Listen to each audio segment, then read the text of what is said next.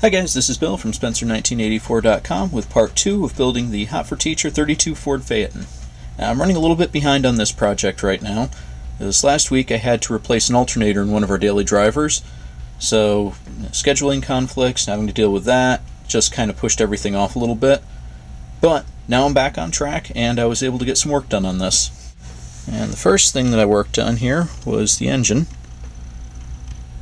which this is the MPC block that I showed last time, and it's got some parts from B&L Resin, the supercharger, the carburetors, and the headers. And generally these were pretty good right out of the package, just needed to do a little basic cleanup on them, and they fit nicely. Everything kind of went together as it should. You see I opened up the barrels on the carburetors, put a little gunmetal in there. I'll add some more detail to it. And then the valve covers are Mickey Thompson's from Kalanga Customs,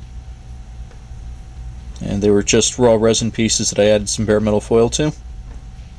I also bare metal foiled the timing cover. And oil filter is out of the kit, but this is coming along nicely. Generally happy with how it all fit together, and I'll be adding some more detail to it as it goes. And I also started to work on the chassis. So the most time consuming was I had to clean up all the ejector pin marks through here, along with Revell had their usual copyright information stamped in here, so that's gone.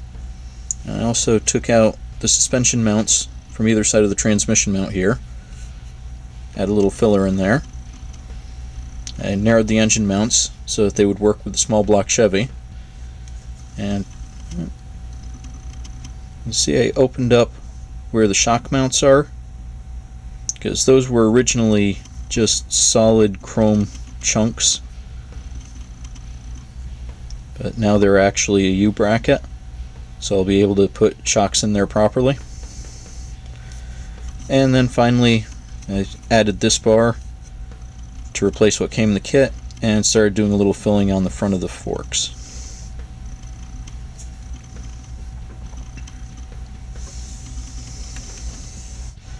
Once I do a little bit of sanding on this chassis and put that in primer, as long as everything looks good, I'll paint it to match the engine.